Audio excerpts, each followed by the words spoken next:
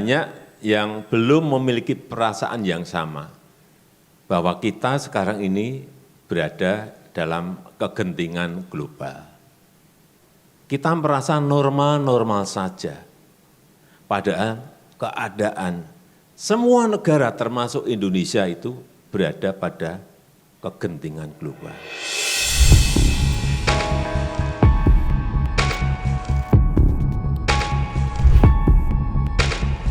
Presiden Joko Widodo terus mengingatkan ancaman kegentingan global dalam setiap kesempatan. Menteri Keuangan Sri Mulyani sempat meminta seluruh jajaran kementeriannya agar lebih sigap dan adaptif dalam menghadapi tantangan ekonomi ke depan. Ia mengibaratkan dinamika situasi global saat ini bagai lautan dengan ombak yang besar, maka perlu kemampuan yang tangguh untuk melewatinya.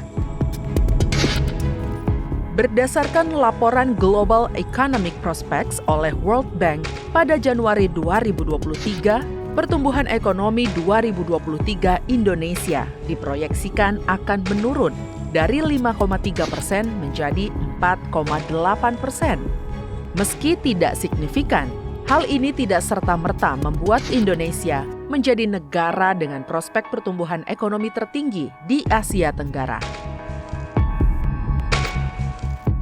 DPR RI optimis Indonesia mampu menghalau badai resesi yang diramalkan akan datang di tahun ini. Namun, hal ini harus ditempuh dengan gotong royong seluruh pihak dengan menjaga penerimaan maupun belanja negara dengan ketat dan penuh kehati-hatian. Daya beli masyarakat harus dapat dijaga melalui optimalisasi kredit usaha rakyat melalui bank-bank milik negara dan investasi yang masuk untuk meningkatkan serapan tenaga kerja lokal, cadangan devisa, dan penerimaan pajak. KUR kita itu adalah salah satu penopang utama UMKM kita. Nah, UMKM kita itu memberikan topangan yang luar biasa 60-70% terhadap ekonomi kita. Konsumsi rumah tangga kita itu antara 56 sampai 58% di dalam struktur PDB kita. Ya kan, putaran inilah yang kemudian mau tidak mau memberikan penguatan terhadap ekonomi kita.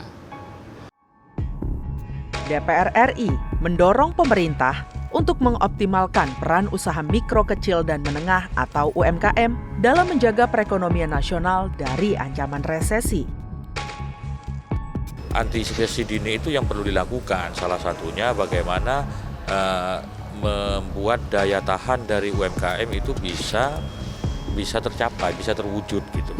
Nah, APBN kita itu sudah memberikan kelonggaran terkait dengan relaksasi keuangan bagi pelaku UMKM, yakni melalui KUR. Gitu.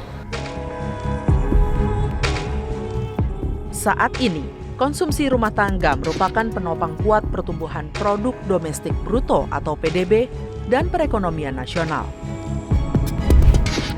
Rencana pemerintah yang akan menarik utang baru sebesar Rp696 triliun di tahun 2023 dinilai tidak tepat, mengingat ancaman resesi global dapat berdampak pada tidak tercapainya pendapatan negara.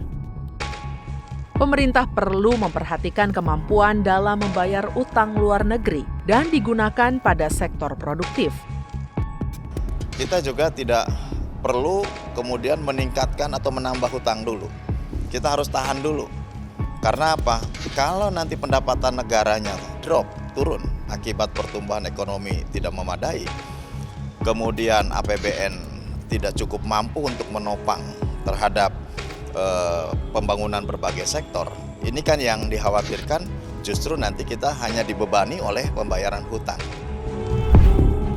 Sektor pertanian di Indonesia dianggap sebagai sektor yang cukup kuat dan dapat bertahan dari serangan resesi.